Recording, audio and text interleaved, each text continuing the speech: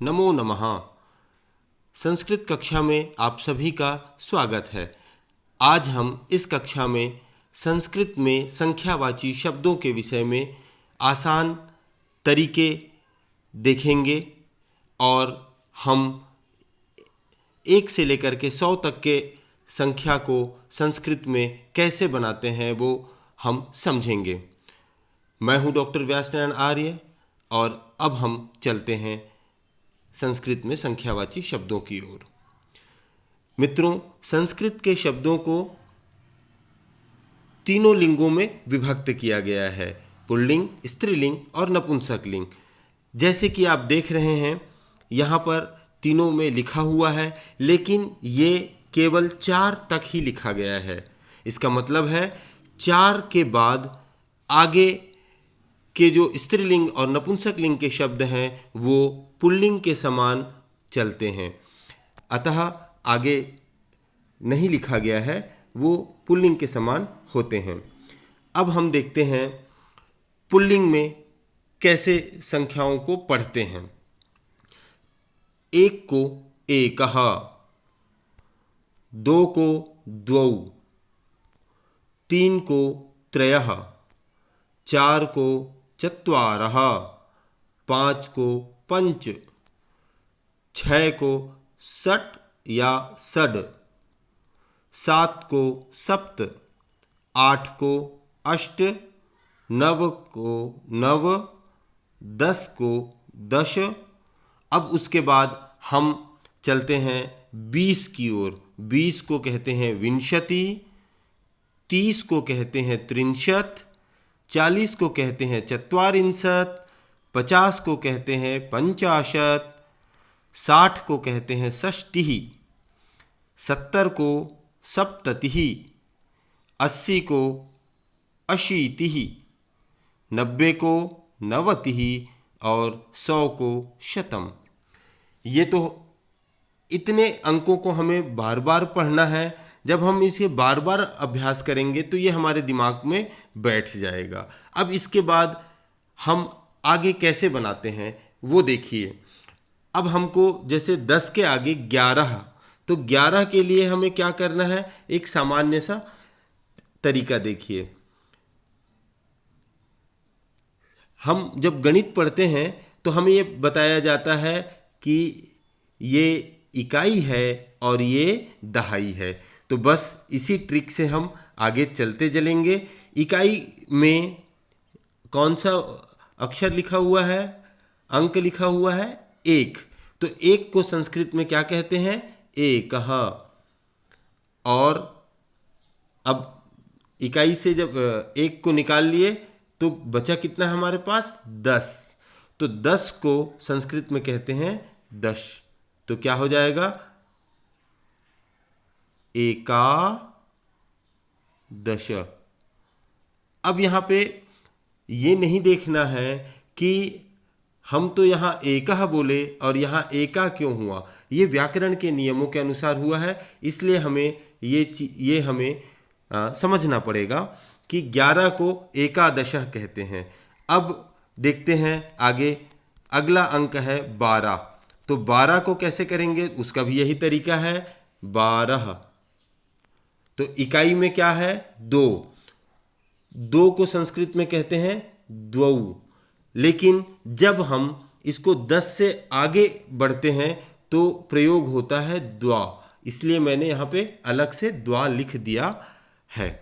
अब यहाँ पे क्या हो जाएगा, द्वा और बचा कितना है 10, तो 10 को दश, तो द्वादश। 12 को कहेंगे द्वादश। अब उसी प्रकार आगे देखते हैं 13, तो 13 को क्या कहेंगे, तो 13 के लिए समझिए इकाई अंक में क्या है 3, और 3 को क्या कहते हैं त्रयः। 3 को कहते हैं संस्कृत में त्रयः, तो ये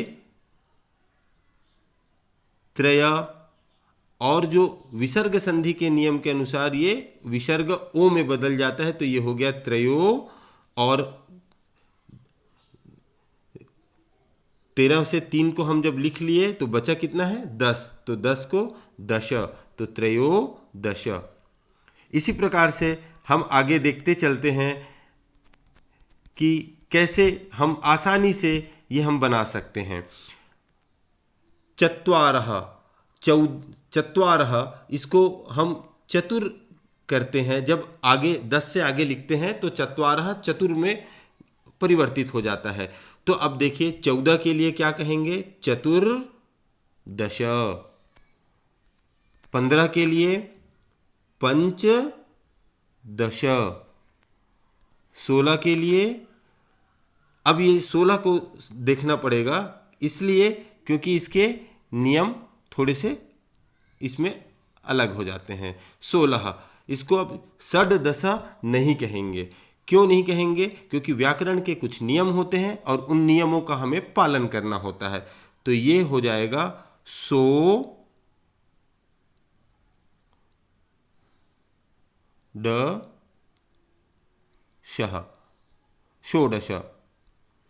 तो 16 को हम षोडशा कहते हैं।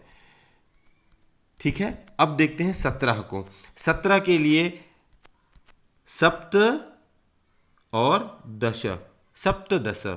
18 को, तो 8 को कहते हैं अष्ट और 10 को दश, तो अष्ट दश 18। नव दश माने 19, और ये आ गया विंशति। विंशति माने 20। अब पुनः वही प्रक्रिया, विंशति हम इधर लिख लेते हैं विंशति। अब विंशति के पहले पहले हम जोड़ते चलेंगे।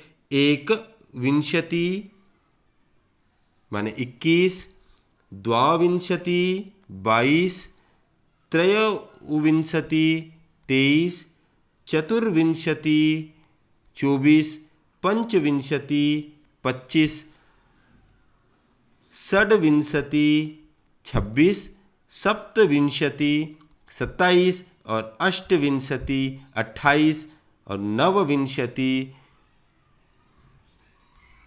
नवविंशति माने 29 और फिर आ जाएगा 63। तो उसी प्रकार से हम आगे भी वैसे ही बना लेंगे।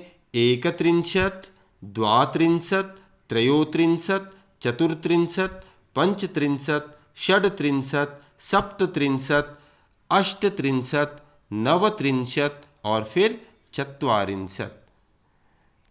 पुनः वही एकचत्वारिंशत्, द्वाचत्वारिंशत्, त्रयोचत्वारिंशत्, चतुर्चत्वारिंशत्, पंचचत्वारिंशत्, षड्चत्वारिंशत्, सप्तचत्वारिंशत्, अष्टचत्वारिंशत्, नवचत्वारिंशत् और 50। इसी प्रकार से हम आगे 100 तक बना सकते हैं। हम कुछ अभ्यास करते हैं कि बीच के अंकों का हमें कैसे करना है। अब जैसे हम लेते हैं अंक, हमने लिया 35। अब इसको हम कैसे कहेंगे? तो वही आसान तरीका है। इकाई में कौन सा अंक है? 5, और 5 को संस्कृत में कहते हैं पंच। तो हम यहाँ पे लिख लेते हैं पंच। अब बचा कितना है? 30। जब हम कई बार 5 के बाद बचा कितना है बोलने से 3 कहते हैं, 3 नहीं है। 35 से 5 को निकाल लिए हैं तो बचा 30 है। अब 30 को क्या कहते हैं? त्रिंशत्। तो पंच के आगे लिख लेंगे त्रिंशत्, तो हो गया पंचत्रिंशत्।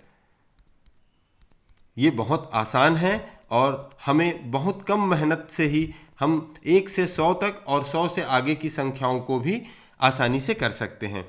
अब हम आते हैं, हिंदी में इसको कहते हैं 77। अब 77 के लिए क्या करना है? देखिए, इकाई में कौन सा अंक है? 7। 7 को कहते हैं सप्त, और बचा कितना? 70। तो 70 को कहते हैं सप्तति। तो अब आप देखिए, सप्त सप्तति। उसी प्रकार से हम चलते हैं अशीति में, और अशीति के लिए देखते हैं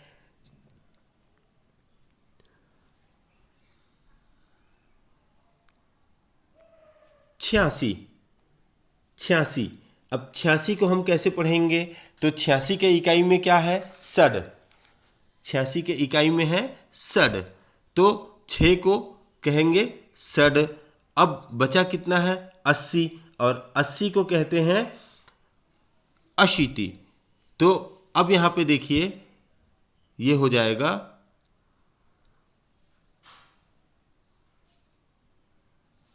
षड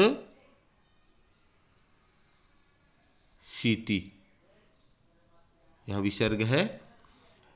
तो अब आपको ये समझ में आया।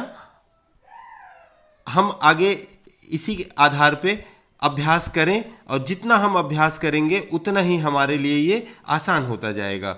रटने से हम बहुत बच सकते हैं, और बिना रटे थोड़ी सी अभ्यास करके हम 1 से 100 तक के अंकों को आसानी से सीख सकते हैं। तो आप सभी अभ्यास कीजिए और कमेंट करके बताइए कि आपको यह वीडियो कैसा लगा। अच्छा लगे तो लाइक कीजिए, शेयर कीजिए। धन्यवाद।